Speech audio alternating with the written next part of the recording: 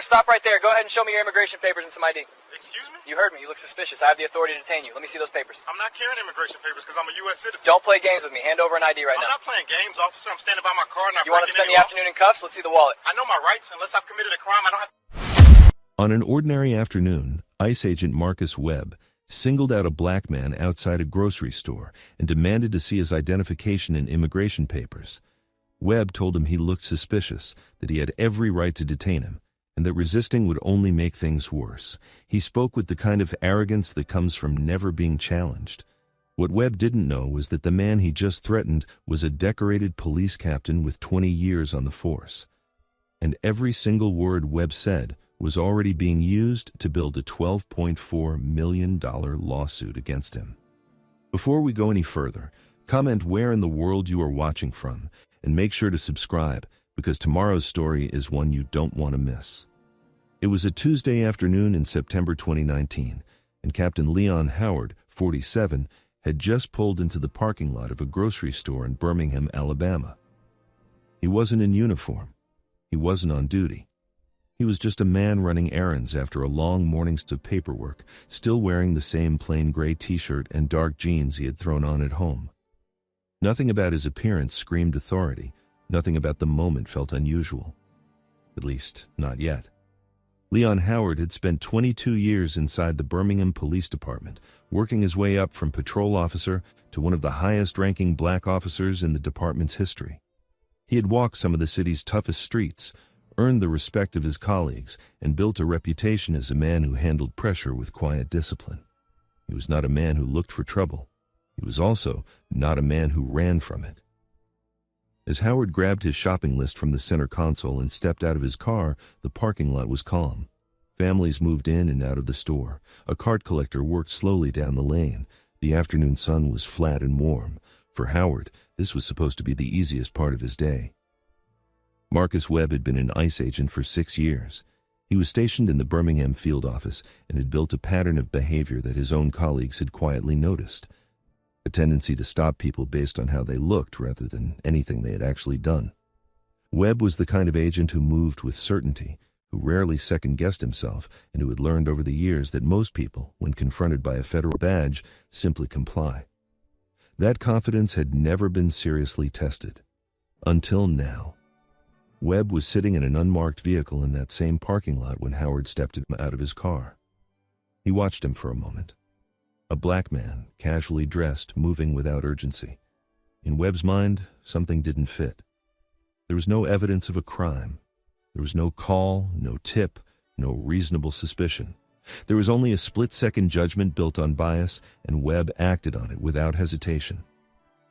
He stepped out of his vehicle, crossed the lot with purpose, and positioned himself directly in Howard's path. He flashed his badge and told Howard to stop. He said he needed to see identification and immigration papers. He told Howard he looked suspicious and that he had the legal authority to detain him if he didn't cooperate. His tone was firm, almost rehearsed. The voice of a man who had done this before and expected the same result every time. Howard stopped.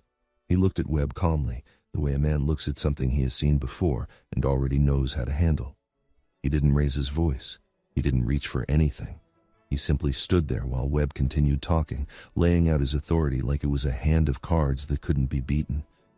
What Webb hadn't done, what he never thought to do, was ask himself why this particular man was so completely unbothered. Most people flinched. Most people fumbled for their wallets or started explaining themselves before a question was even finished. Howard did none of that.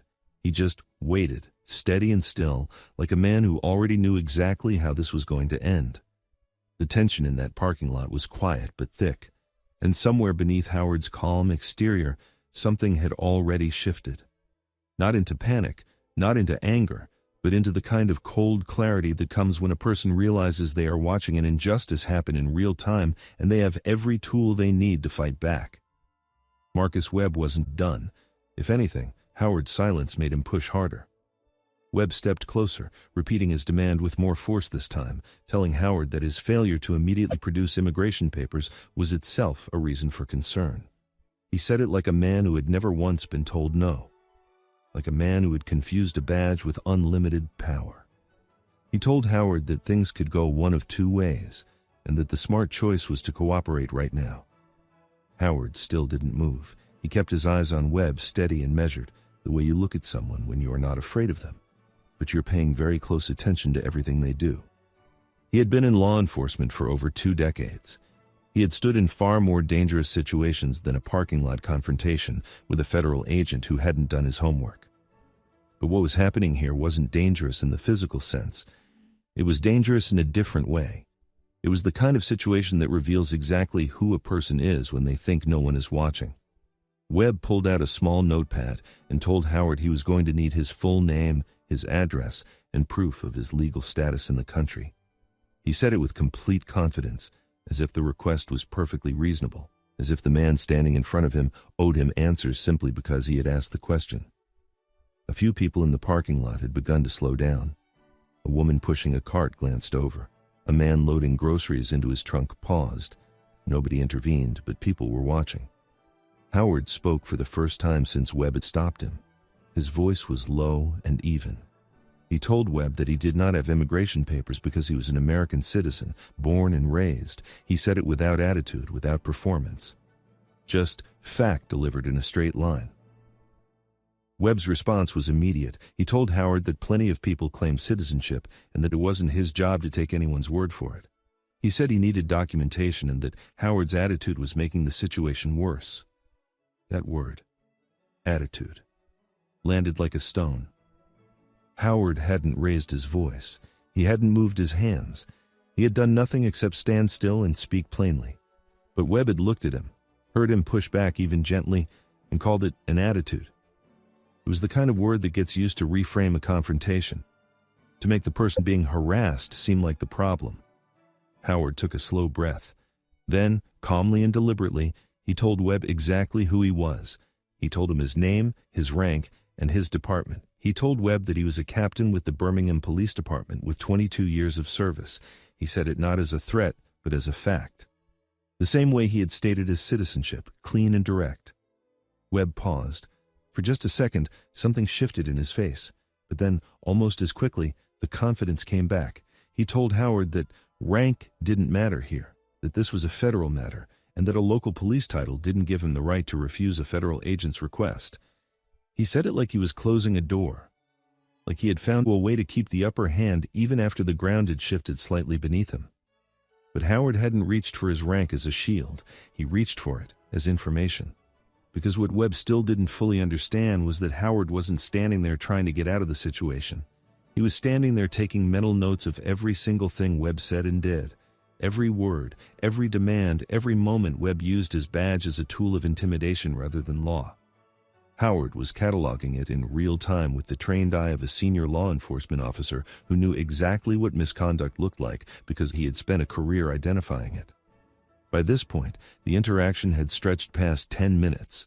Webb had not cited a law. He had not pointed to any specific suspicion beyond how Howard looked. He had not followed any of the protocols that govern a lawful stop. He had simply seen a black man in a parking lot and decided that man needed to prove something to him. What Webb had done, without realizing it, was hand Captain Leon Howard everything he needed, not just to walk away from that parking lot, but to walk straight into a federal courthouse and make sure this moment followed Marcus Webb for the rest of his life. Howard reached into his pocket slowly and deliberately, the way a man moves when he wants every action to be seen clearly. He pulled out his badge and his official police identification and held them in front of Webb without a single word. He didn't need to say anything. The credentials said everything. Webb looked down. He read the name. He read the rank. Captain. Birmingham Police Department, 22 years of service. The color drained from his face in the way it does when a person realizes they have made a mistake they cannot take back. The confidence that had carried him through the entire confrontation didn't disappear slowly. It collapsed all at once. He opened his mouth. What came out was not an apology. It was fumbling. A half-formed sentence about procedure, about doing his job, about how he had no way of knowing. The words fell apart before they were finished because even Webb could hear how hollow they sounded, standing next to what he had just done. Howard put his badge away and looked at Webb the way a senior officer looks at someone who has just failed in a way that cannot be quietly corrected. He told Webb that he understood he had a job to do. Then he told him that what just happened was not that job. He said it quietly, without drama, and that quietness made it land harder than shouting ever could have. A small group of bystanders had gathered at a distance. Nobody cheered. Nobody said anything. The parking lot had gone very still, the way places do when something serious has just become impossible to ignore. Webb stepped back. The notepad went away. The authority he had worn so comfortably for the past 15 minutes was gone, and what was left was a man standing in a parking lot who had just racially profiled a senior law enforcement officer in front of witnesses, on camera, with no legal justification whatsoever. Howard walked toward the store entrance, grocery list still in his hand. He had come to run an errand. He was going to finish it. But before the doors slid open, he had already made his decision. This was not going to be a story that disappeared quietly. Marcus Webb had made sure of that himself. Captain Leon Howard didn't go home that evening and let it go. He sat down, documented everything, and the following morning he walked into the offices of a civil rights attorney and laid out every detail of what Marcus Webb had done in that parking lot. The date, the time, the words, the demands, the badge used as a weapon against a man who carried one of his own. His attorney listened, and when Howard finished, the attorney said 4 words. "We have a case." The lawsuit was filed against Marcus Webb and the federal agency that employed him, alleging racial profiling, violation of constitutional rights, and abuse of federal authority. Howard's legal team argued that Webb had stopped him without cause, without legal justification, and without anything beyond the color of his skin driving that decision. The evidence was clean and the timeline was clear. Webb had no answer for any of it. As the case moved through the courts, more details about Webb's history began to surface. Complaints from others, patterns of behavior that his supervisors had noted but never seriously addressed. What happened to Howard in that parking lot was not an isolated moment of bad judgment. It was the latest chapter in a longer story of unchecked bias that the agency had allowed to continue. The courtroom made that impossible to ignore. The jury didn't deliberate long. When they came back, they awarded Captain Leon Howard $12.4 million in damages. It was one of the largest civil rights settlements of its kind in the state's history. Webb's career was finished. The case became a reference point in conversations about federal agent accountability, racial profiling, and what happens when the wrong person decides they've had enough. Howard gave a brief statement outside the courthouse. He said the money was never the point. He said he thought about every person who had been stopped the same way he was stopped, but didn't have a badge to pull out, didn't have 22 years of credentials to fall back on, and had nobody to call. He said he did it for them. Captain Leon Howard went to the grocery store on a Tuesday afternoon to run an errand. What he came back with was justice. And a reminder to everyone watching that dignity is not something you earn by proving who you are to someone who never had the right to ask. Watching that dignity is not something you earn by proving who you are to someone who never had the right to ask. Coming from today? Tucson. I was meeting a client there. Just you in the car? Yes, sir. Why is that? Folks usually got passengers. You ain't got family with you? I'm on a business appointment alone. And you're a citizen? You got proof? You talk real smooth for a guy not telling me I'm much. a United States citizen. My passport and license are in my wallet. Let's see about that. Border Patrol agent Craig Sutton was known at his station for being aggressive with people he personally deemed worth watching. When he spotted a black man traveling alone with nothing but a bag and a calm expression, Sutton decided that was enough reason to stop him. He stepped directly in front of the man, demanded his documents, and made it clear he had the power to ruin his entire day without a single explanation. What Sutton had no idea about was that the man he was speaking to had a badge, a rank, and a legal team that was about to make his name known in every courtroom in the country. Before we go any further, comment where in the world you are watching from, and make sure to subscribe, because tomorrow's story is one you don't want to miss. It was a regular Thursday afternoon in August 2019 when Captain Raymond Shipman, 47 years old, pulled up to the Interior Border Patrol checkpoint on Interstate 19 in southern Arizona. He wasn't on duty. He wasn't chasing a case or following a lead. He was simply a man on personal travel, heading back after a quiet trip, wearing civilian clothes, carrying nothing but a bag and the kind of calm that comes from over 2 decades of doing one of the hardest jobs in America. Shipman had joined law enforcement at 25 years old and had spent 22 years working his way through the ranks of the Tucson Police Department. He hadn't been handed anything. Every promotion, every commendation, every stripe on his sleeve came from years of working difficult neighborhoods, managing high-pressure situations, and earning the respect of the people under his command. By the time he reached the rank of captain, he had supervised hundreds of officers and handled cases that most people never see outside of a documentary. He understood the law not just as a concept, but as something he had lived and enforced every single day of his adult life. On this afternoon, none of that was visible. There was no uniform, no badge clipped to his belt, no patrol car. He was just a black man in his late 40s, traveling alone through a checkpoint in Arizona, and for Agent Craig Sutton, that was apparently enough. Sutton had been stationed at the Interstate 19 checkpoint for 3 years. People who worked alongside him described his style as aggressive, particularly with certain travelers.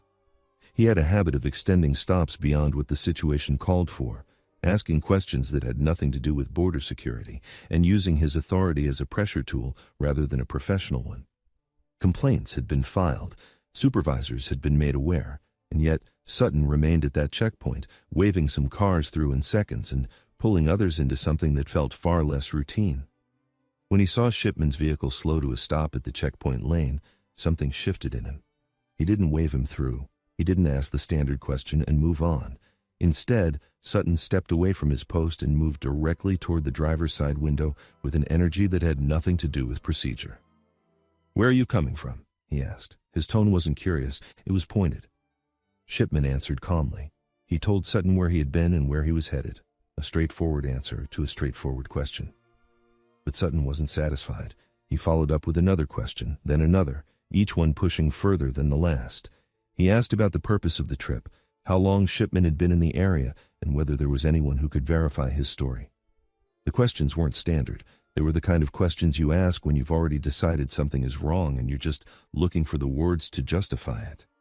Shipman stayed composed. He had spent over 2 decades in rooms with people far more aggressive than this, and he knew how to hold himself steady when someone was trying to knock him off balance. But even with all that experience, something about this stop didn't sit right. The tone was off. The length of it was off. The way Sutton was looking at him, scanning him, studying him, felt less like law enforcement and more like something else entirely. What had started as a routine checkpoint stop was quietly becoming something much more serious. And neither man had said the word that was hanging in the air between them yet. But it was coming. What began as an uncomfortable stop at a checkpoint was about to turn into something that would shock every law enforcement professional who heard about it. Sutton wasn't done. In fact, he was just getting started. And the more Captain Shipman held his composure, the more determined Sutton seemed to become. Because for a man like Sutton, calm wasn't reassuring. It was suspicious. Sutton stepped back from the window and radioed for a secondary inspection. He didn't explain why. He didn't cite anything specific that Shipman had said or done. He simply made the call, and within minutes Shipman was being directed to pull his vehicle into the secondary inspection area, a covered bay off to the side of the main checkpoint lanes where vehicles were held for deeper scrutiny. People passing through the main lanes could see it. It was visible, it was public, and it was humiliating in the quiet way that only someone who has never been put in that position could fail to understand. Shipman pulled over as instructed. He was still calm. He stepped out of the vehicle when asked and stood with his hands visible, the way any experienced law enforcement officer would. He wasn't hostile. He wasn't argumentative. He was cooperative in the most complete sense of the word. But cooperation wasn't changing anything about how this was going. It was at this point that Shipman made a decision. He identified himself. He told Sutton clearly and directly that he was a police captain with the Tucson Police Department, that he was off-duty and traveling personally, and that he had his credentials with him. It was a reasonable thing to do. In most situations involving 2 people in law enforcement, that information would shift the entire tone of the conversation. A mutual recognition would settle in, the tension would drop, things would move forward professionally. That is not what happened. Sutton looked at him and continued as if Shipman hadn't said a word. He didn't ask to see the credentials right away. He didn't radio to verify. He simply kept going, asking more questions, moving around the vehicle, treating the stop like Shipman's identification meant nothing. To the people watching from the main lanes, it looked exactly like what it was. A black man being held at a checkpoint while an agent with a badge and a radio decided how long this was going to take. When Sutton finally did look at the credentials, his response was not what anyone trained in basic professional courtesy would recognize. He handled them slowly, studied them longer than necessary, and then set them aside without the acknowledgement they deserved. There was no "yes, sir," no shift in posture, no recognition of rank. Just more questions, more delays, more of the same pressure wrapped in the same tone. By this point, other agents had drifted into the area. The secondary bay was no longer just Sutton and Shipman. There were eyes on this now, and not one of those agents intervened. Not one of them stepped in to say that a decorated police captain with over 2 decades on the job had identified himself and deserved to be treated accordingly. They watched, and their silence was its own kind of statement. Shipman stood there in the heat of an Arizona afternoon, a 47-year-old man who had given his career to law enforcement, being treated like a person with something to hide. He had answered every question, he had provided his identification, he had remained calm through every minute of it. And still, Sutton kept him there. The detention had now stretched well beyond anything that could be explained by procedure or protocol. This was no longer about border security. It hadn't been about that for a while. What Sutton didn't realize in that moment, standing in that secondary bay, holding the credentials of a man he had decided not to believe, was that everything happening in that covered bay was being noted. The time, the questions, the way those credentials were handled, the silence of the agents who watched and said nothing. All of it was being filed away in the mind of a man who knew exactly what the law looked like when it was followed and exactly what it looked like when it wasn't. Captain Shipman wasn't just standing there. He was remembering everything. There is a moment in every situation like this one where the truth becomes impossible to ignore, where all the authority someone thought they had runs directly into something they cannot explain away or outlast. For Agent Craig Sutton, that moment arrived quietly, but it hit like a wall. A supervisor was called to the secondary bay. Whether it was routine or because someone nearby had grown uncomfortable with how long this was taking, the result was the same. A senior agent walked into that covered bay, looked at the situation in front of him, and asked for Shipman's credentials. He reviewed them carefully, and unlike Sutton, he understood immediately what he was looking at. The man they had been detaining for well over an hour was not a suspect. He was not a person with something to hide. He was a sitting police captain with 22 years on the job, a clean record, and every legal right to be exactly where he was. The supervisor's expression shifted. The energy in that bay shifted with it. Sutton was pulled to the side. The conversation between him and his supervisor was short. It didn't need to be long. The credentials were real. The rank was legitimate, and there was no justification on earth for what had just taken place in that inspection bay.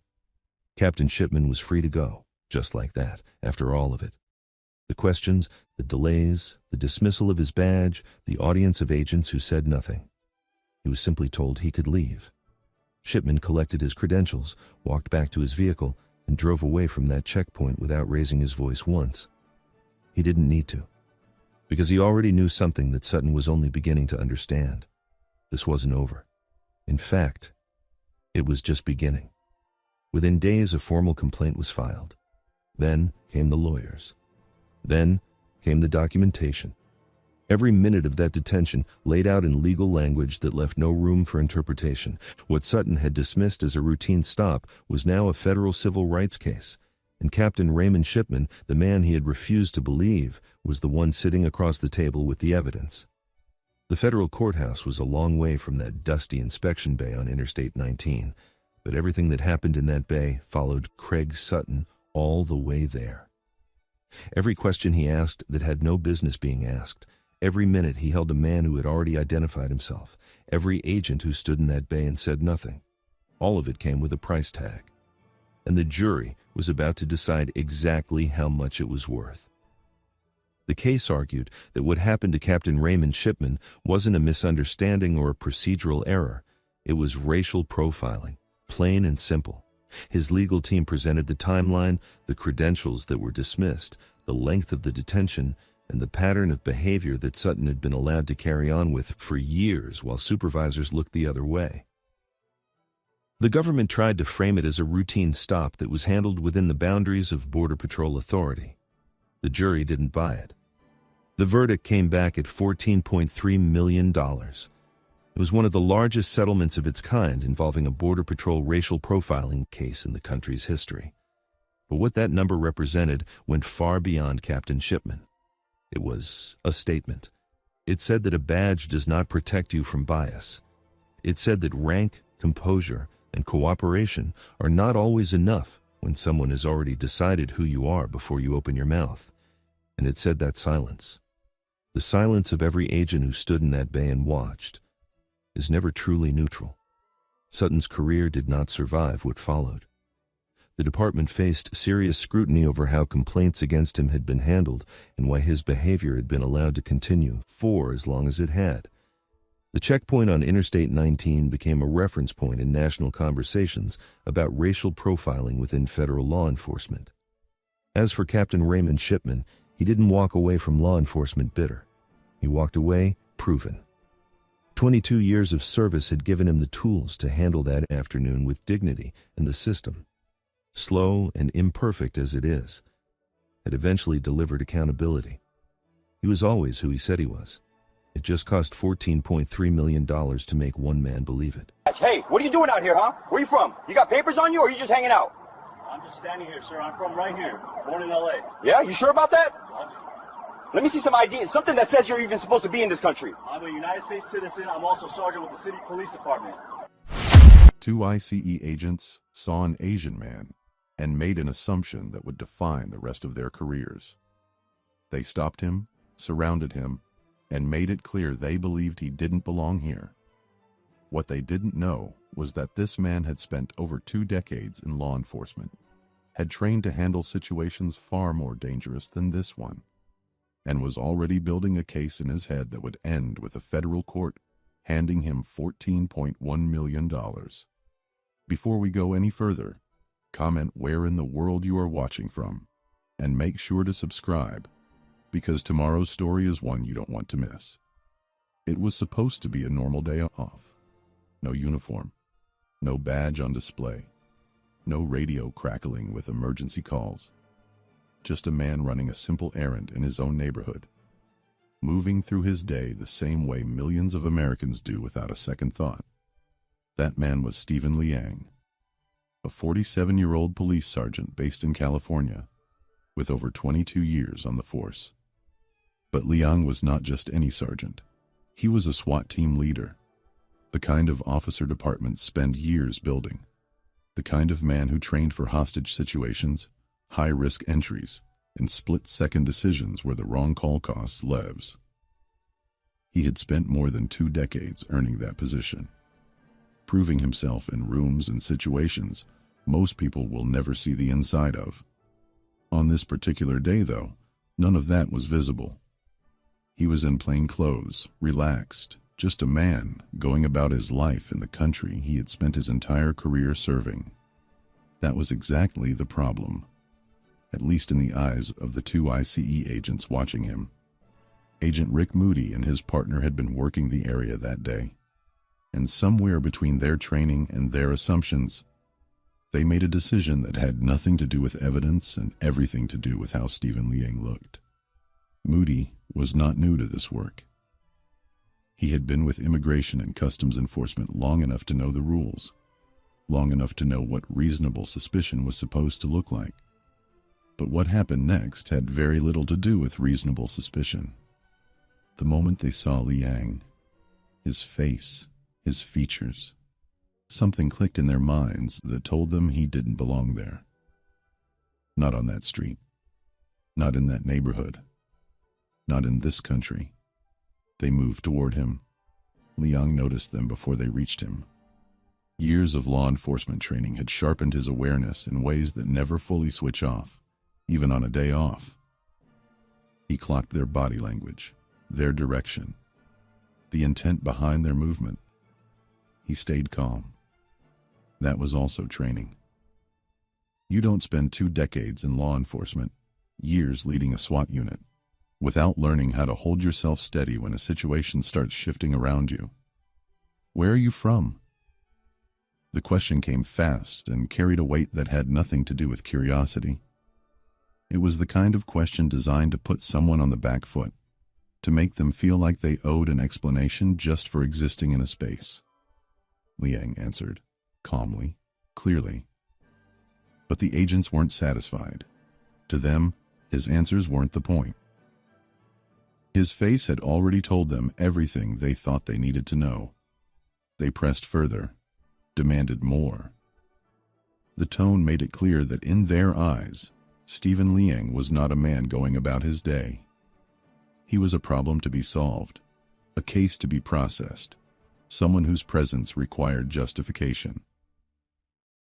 What they hadn't considered, not even for a moment, was that the man standing in front of them had spent 22 years on the other side of exactly this kind of encounter, that he understood use of authority better than most people in that zip code, that he was already watching this situation with the cold, precise eyes of someone who knew when a line was being crossed. And a line was being crossed. The confrontation was only just beginning, but the damage was already being done. And Stephen Liang was taking a note of every single second of it. Stephen Liang didn't raise his voice. He didn't have to. He had been in enough high-pressure situations to know that the worst thing you can do when someone is trying to unsettle you is give them the reaction they were looking for. So he stood his ground, calm and measured, and did what any law enforcement officer would do in his position. He identified himself. "I'm a police sergeant," he told them. He made it clear, direct. No room for misunderstanding. The agents didn't back down.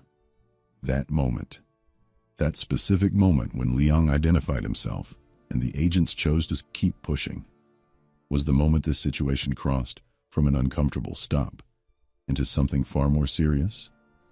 Because this was no longer about confusion. This was no longer two agents who simply didn't recognize a fellow law enforcement officer. They had been told.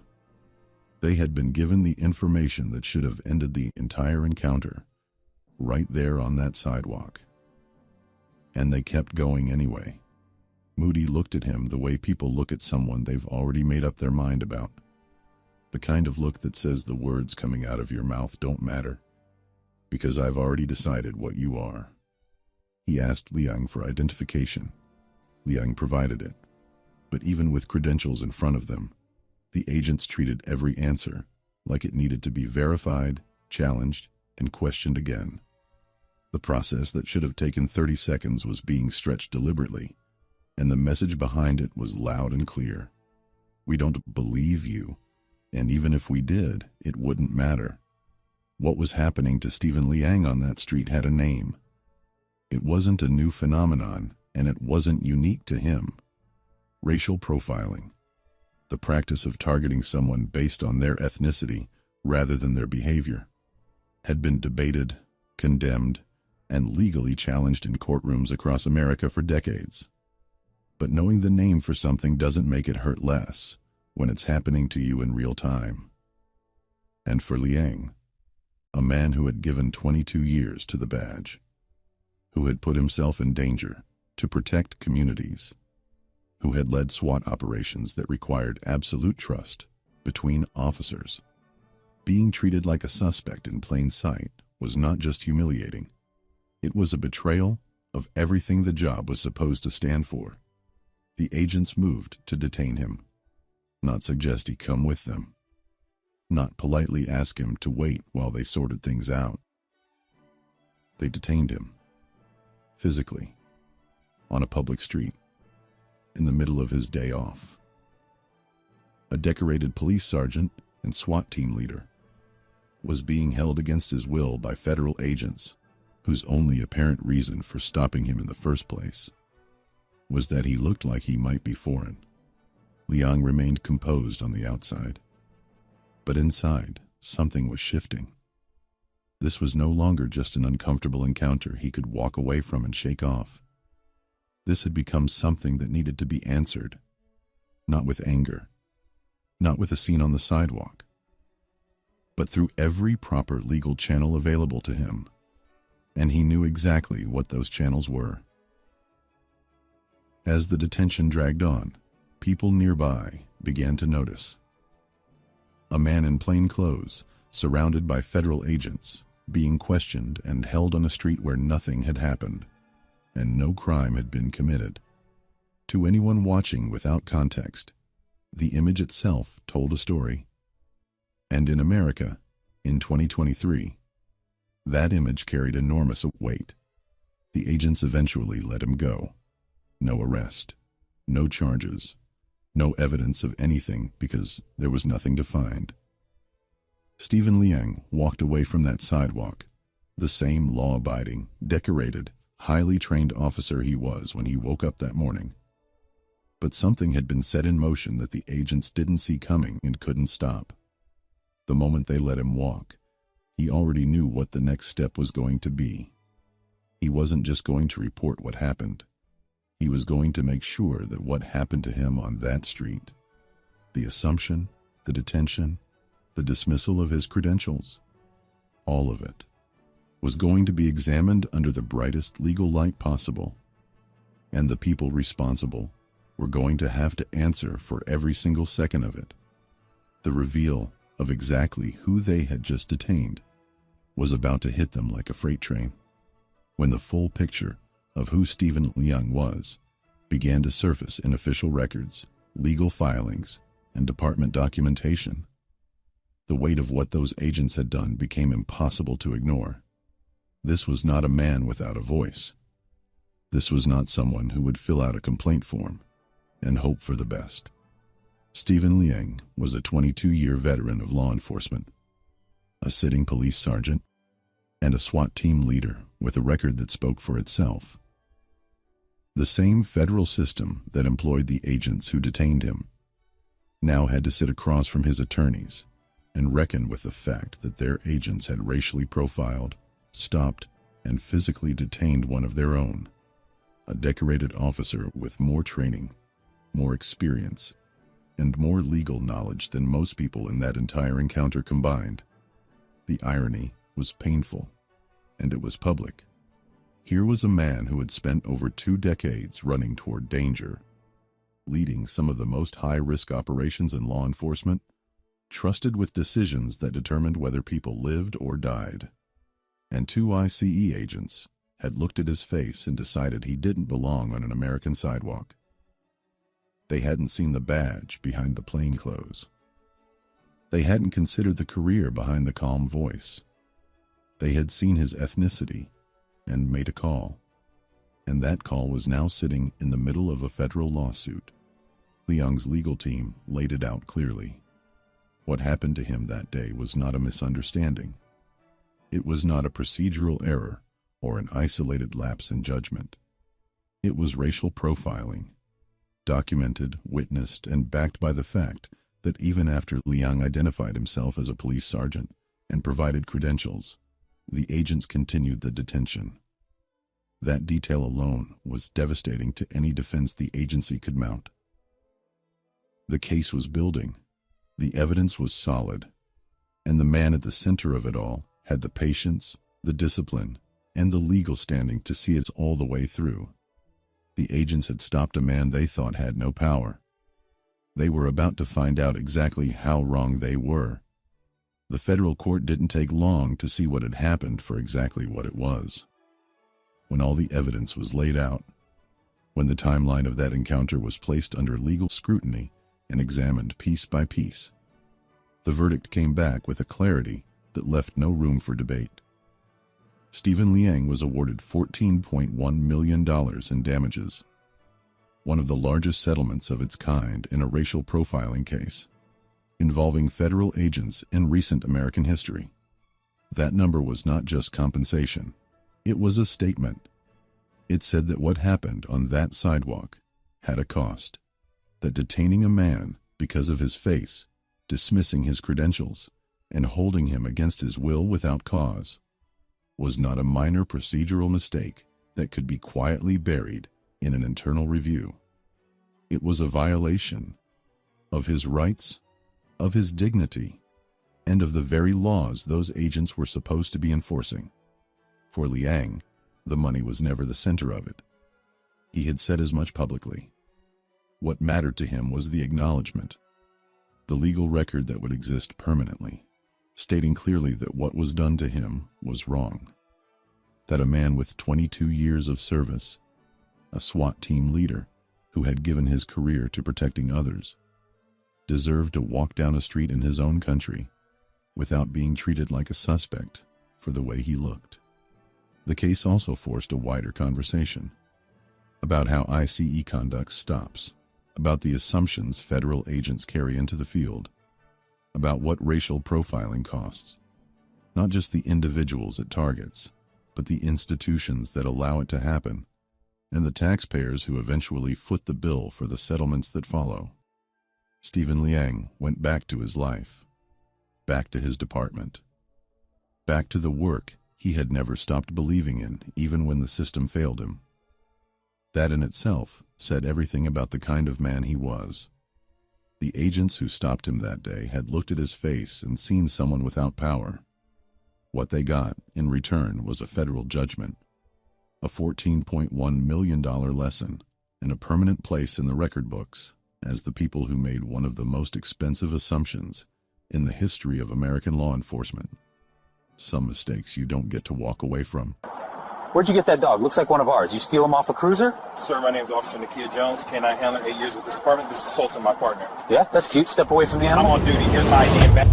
On the evening of June 15th, 2020, Warrensville Heights police officer Matthew Janicki, badge number 437, spotted a black man walking a German Shepherd near East 174th Street and immediately radioed dispatch claiming possible theft of police property. He approached with his hand on his service weapon, demanding identification and insisting the dog was stolen from a K-9 unit, ignoring every attempt at explanation.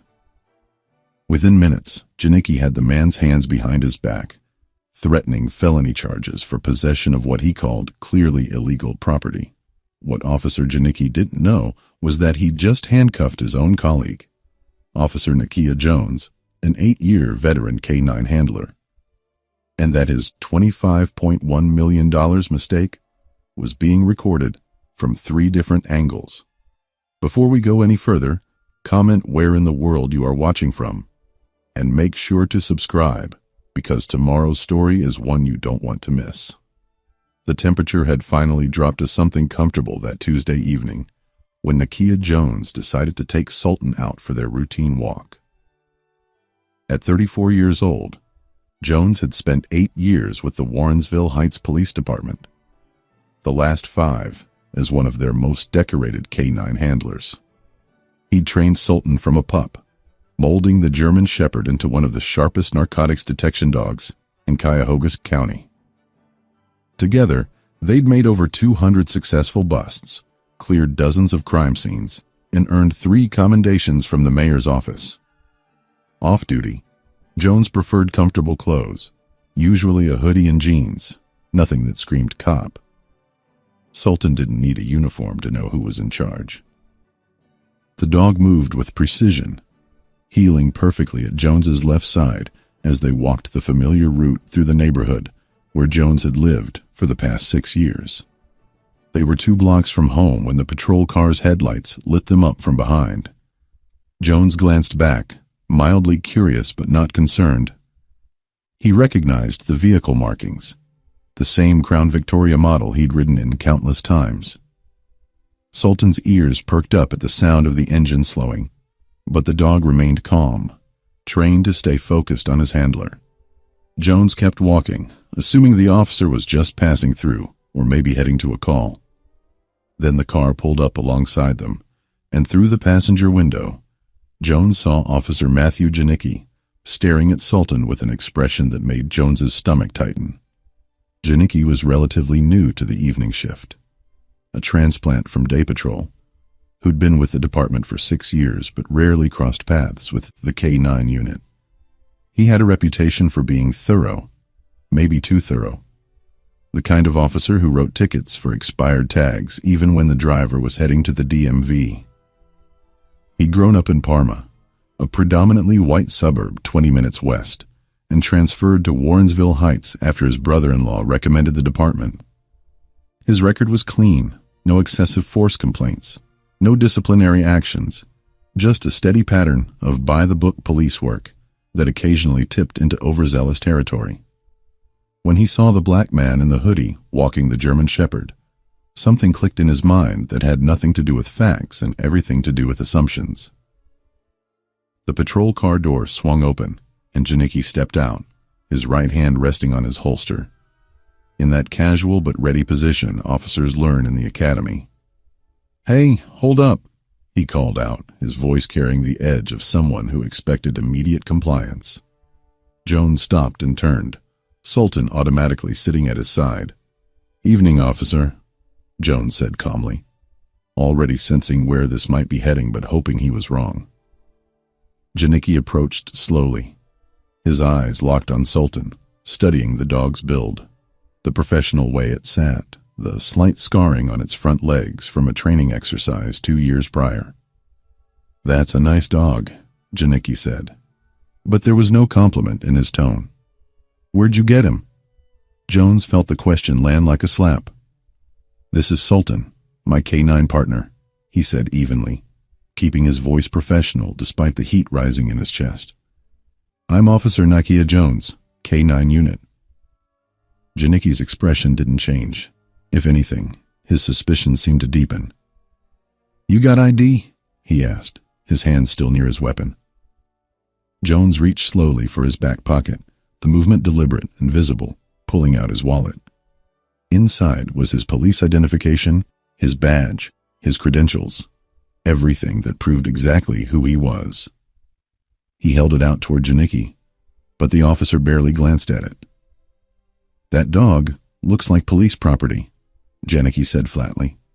"You telling me you just happen to have a trained German Shepherd that looks exactly like a K9 unit dog?" The absurdity of the question hung in the air between them. Jones took a breath, forcing himself to stay calm.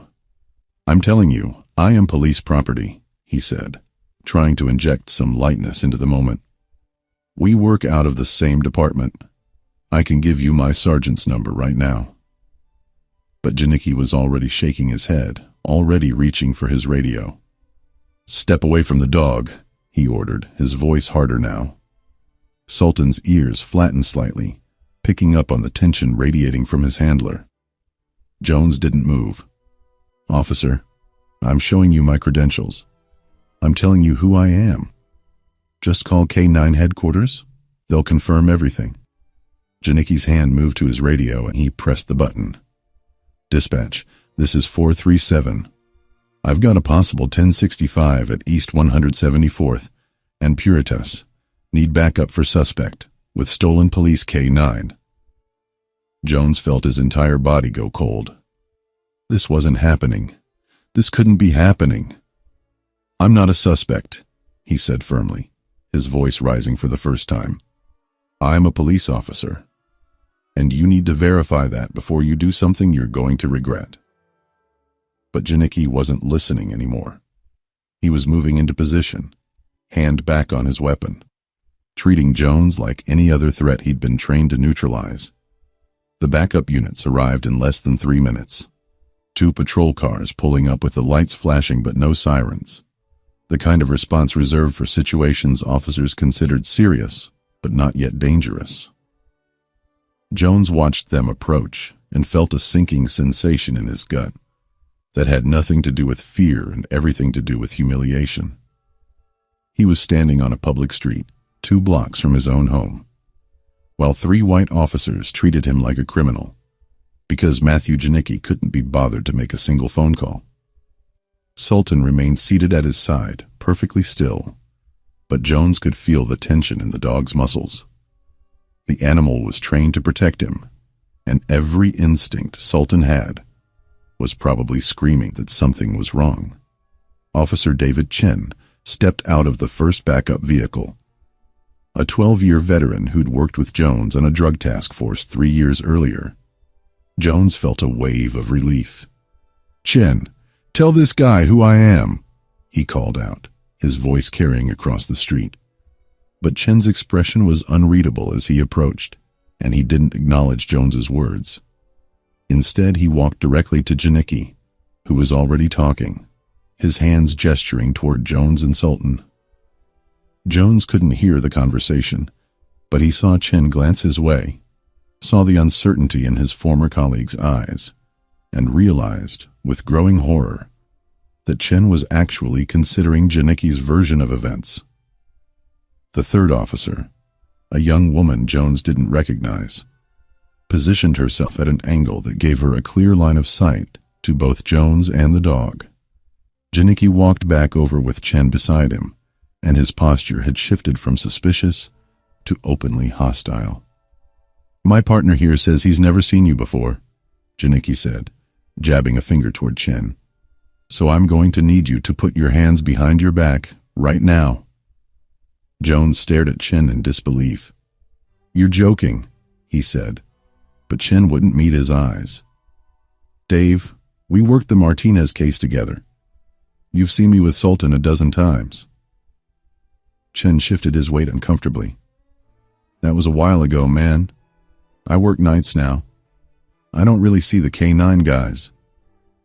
It was a coward's answer, and they both knew it. Chen remembered him perfectly well, but he wasn't going to contradict another officer in the field, wasn't going to break that unspoken rule about backing your partner even when your partner was dead wrong. Jones felt the rage building in his chest, hot and dangerous. The kind of anger that could get a black man killed if he let it show. He forced his voice to stay level, forced his hands to remain visible and non-threatening. "I need you to call Sergeant Williams at K9 headquarters," he said slowly, enunciating each word. "His direct number is in the department directory. He will confirm my identity in 30 seconds. Janicki pulled out his handcuffs instead, the metal catching the streetlight as he moved closer. "Turn around and put your hands behind your back, or I will use force," he said. And there was something almost eager in his voice, like he wanted Jones to resist, wanted an excuse to escalate this further. By now, a small crowd had gathered on the sidewalk across the street. Jones could see phones raised, cameras recording, and he felt a twisted sense of gratitude that at least this humiliation would be documented. An elderly black woman he recognized from church stood on her porch with her hand over her mouth. Two teenage boys sat on their bikes, watching with wide eyes. A white couple walking their dog had stopped to stare, their expressions a mix of curiosity and discomfort. Jones knew how this looked. He knew what story these videos would tell if he ended up shot on this sidewalk. Just another black man who didn't comply. Another hashtag. Another body. He turned around slowly and placed his hands behind his back. The handcuffs clicked shut, tight enough to bite into his wrists. Sultan stood up immediately, a low whine escaping from his throat, and the young female officer drew her weapon. "Control your dog," she shouted, her voice cracking with nervousness. Jones felt ice run through his veins. "He's not my dog to control right now. He's a trained police K9 reacting to his handler being detained," he said urgently. "He's not going to attack anyone, but you need to holster your weapon before he perceives you as a threat." The woman didn't lower her gun. Sultan's whining grew louder, his body language shifting from confused to distressed.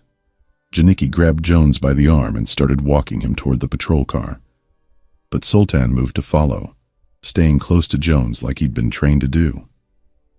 "Somebody secure that animal," Janicki barked, and Chen moved forward with a catch pole, the kind animal control uses for aggressive strays.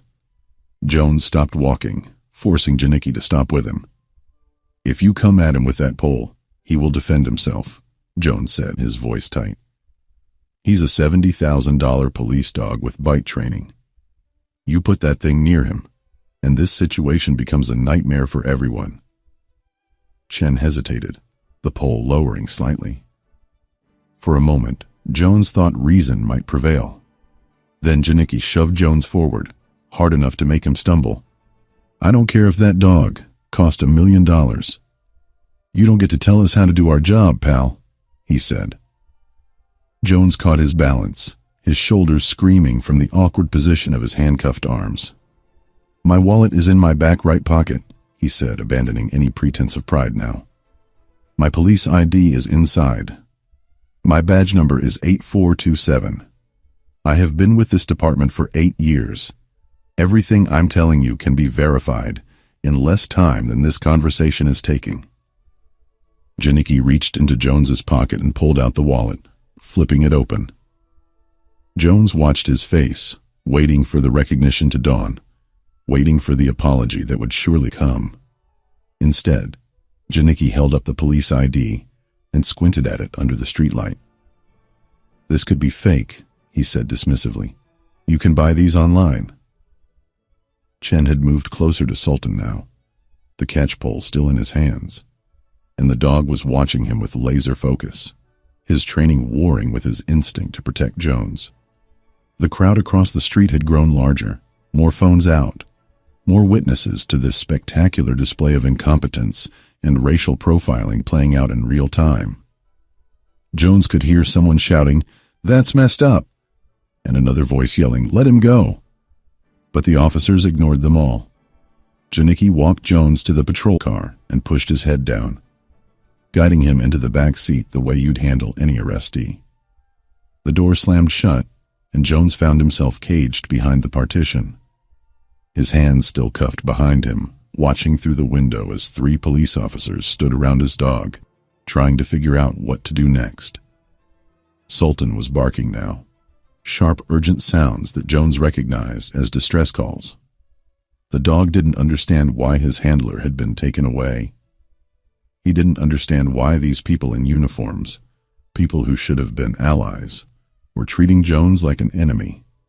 Through the car window, Jones saw Janicki on his radio again, probably calling animal control or trying to reach a K9 supervisor, now that he actually had a logistical problem on his hands. Chen was keeping his distance from Sultan, apparently having second thoughts about the catchpole approach. The young female officer had finally holstered her weapon, but looked deeply uncomfortable with the entire situation. And Jones sat in the back of that patrol car, a decorated police officer being treated like a criminal, and wondered how much worse this night could possibly get, before someone with authority and common sense finally showed up to end it. Jones had been sitting in the back of that patrol car for 17 minutes when the K9 unit supervisor's truck pulled up to the scene.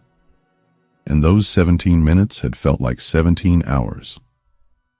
Through the window, he'd watched Janicki try and fail to secure Sultan, watched the crowd across the street grow to nearly 40 people, watched Chen make several uncomfortable phone calls that suggested someone higher up the chain was finally asking questions Janicki didn't want to answer. Sultan had stopped barking but was pacing now, circling the area where Jones had been standing, his training keeping him from running off, but his loyalty making it impossible for him to settle. When Sergeant Robert Williams stepped out of his truck, still in uniform from his day shift, Jones felt the first real breath of relief he'd had since this nightmare started. Williams was a 23-year veteran, a broad-shouldered white man from Kentucky who'd built the K9 program from nothing and treated his handlers like family. He'd personally recruited Jones 8 years ago, had seen something in the young officer that others missed, and had mentored him through every step of his K9 certification. Williams took one look at the scene, at Sultan pacing anxiously, at Jones sitting handcuffed in the patrol car, at the 3 officers standing around looking like they'd just realized they'd made a catastrophic mistake, and his face went from confusion to fury in about 2 seconds flat. He walked straight past Janicki without a word, pulled open the back door of the patrol car, and leaned in. "Nakia, what in the hell is going on here?" he asked, and his voice was shaking with barely controlled rage. Jones gave him the short version, keeping his voice flat and factual, the way he'd been trained to do in incident reports. Williams listened without interrupting, his jaw clenching tighter with every sentence. When Jones finished, Williams straightened up and slammed the car door so hard the whole vehicle shook. He turned to face Janicki, and every officer on that street suddenly found somewhere else to look. "Badge number," Williams demanded, his voice cutting through the evening air like a knife. Janicki pulled himself up straighter, trying to maintain some authority. 437, sir, but I don't report to you." Williams took a step closer, close enough that Janicki had to tilt his head back slightly to maintain eye contact. "You want to bet your career on that answer, son?" Chen had gone pale, backing away from the confrontation like he wanted to disappear into the pavement. The young female officer was staring at her boots, her hands clasped behind her back. Williams pointed at Jones in the patrol car. "That man is Officer Nakia Jones, K-9 handler, badge 8427. That dog is Sultan, a certified narcotics detection K-9, assigned to Officer Jones for the past 5 years. They have made over 200 arrests together and recovered more drugs than your entire shift has found in the last 6 months combined." Janicki's face had started to lose color, but he wasn't backing down. "He didn't identify himself properly," he said, and Jones could hear the defensiveness creeping into his voice. "He looked suspicious, walking a police dog in civilian clothes." Williams turned to Chen. "Did Officer Jones present his police identification?" Chen nodded reluctantly. "He showed us a police ID. Yes, sir." Williams turned back to Janicki. "And you didn't verify it how exactly?" The question hung in the air, and Janicki had no good answer.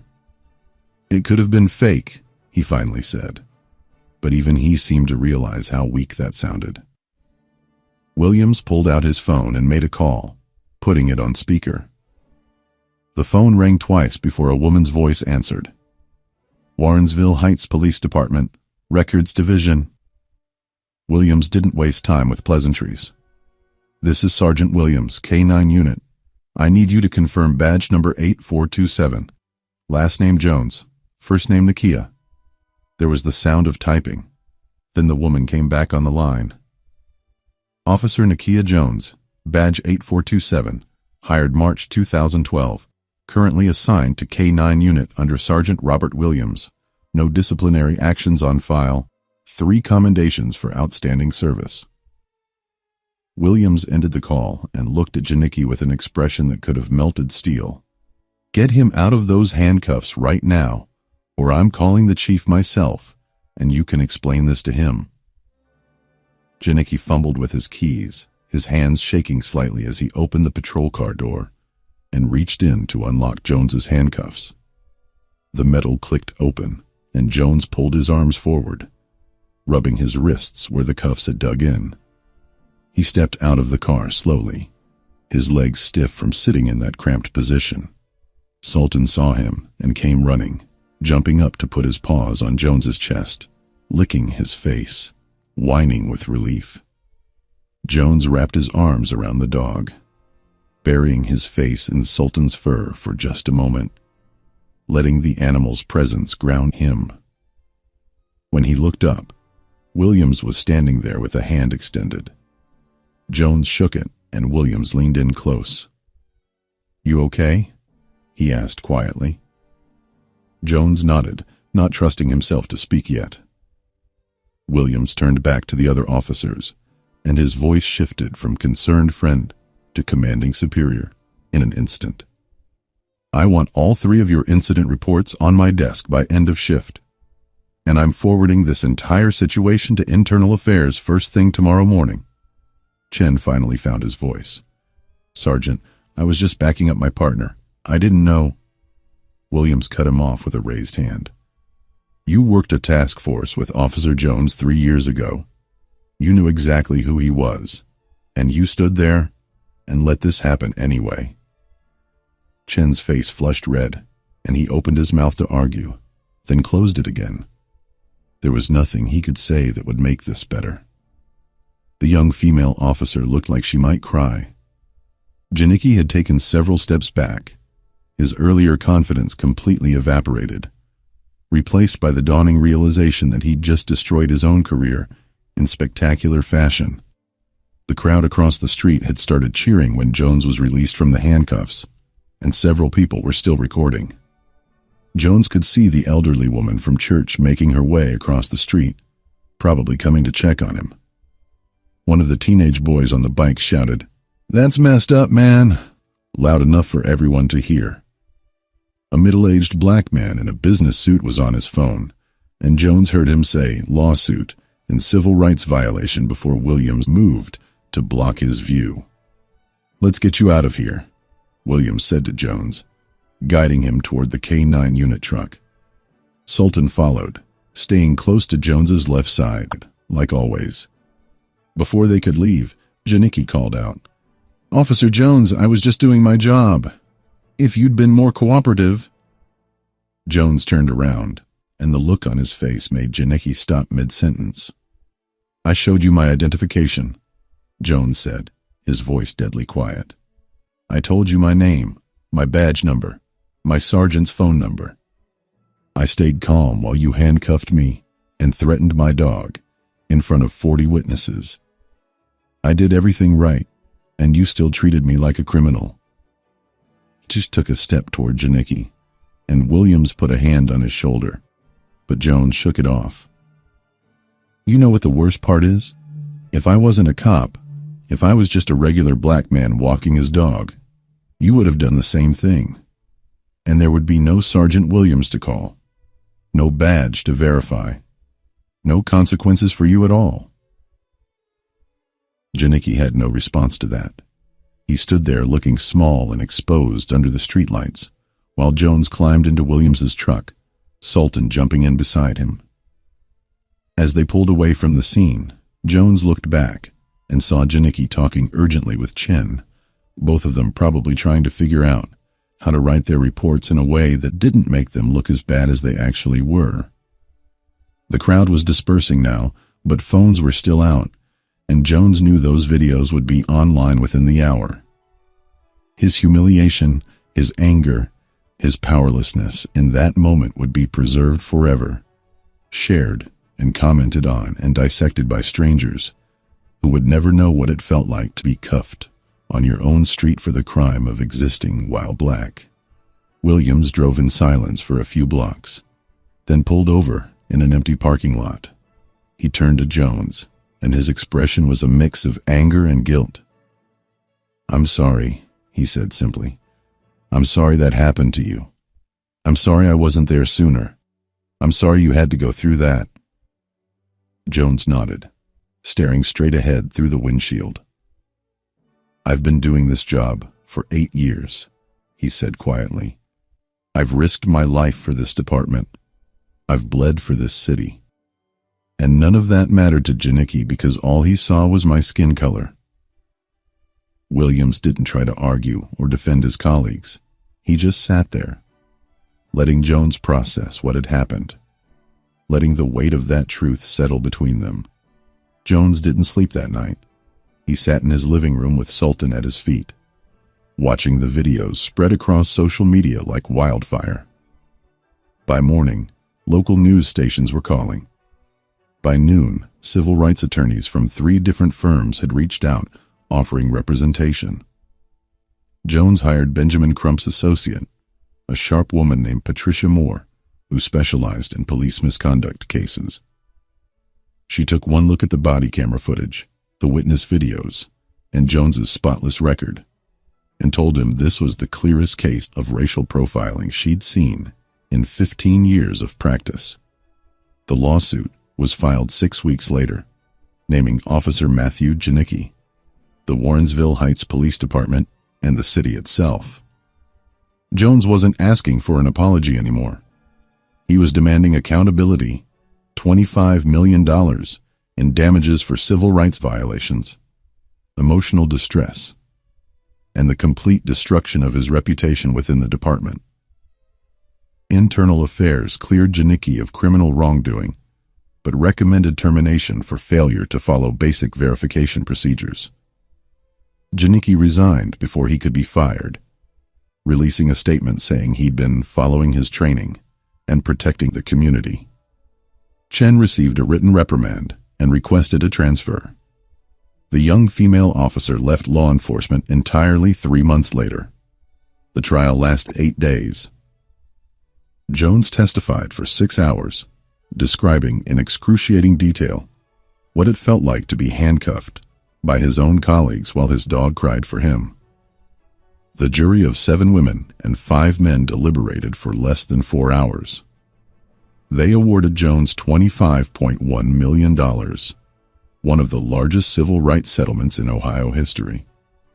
The verdict sent shockwaves through police departments across the state, forcing conversations about implicit bias, proper identification procedures, and the toxic culture of officers protecting other officers even when they are clearly wrong. Jones never went back to patrol. He took the settlement, retired from the force at 35, and started a nonprofit training program teaching de-escalation techniques and racial bias awareness to law enforcement agencies nationwide. Sultan retired with him, living out his remaining years as a beloved pet rather than a working dog. When asked in interviews if he regretted filing the lawsuit, Jones always gave the same answer: "I didn't do this for the money. I did it so the next black man walking his dog doesn't end up dead because an officer couldn't see past his own prejudice."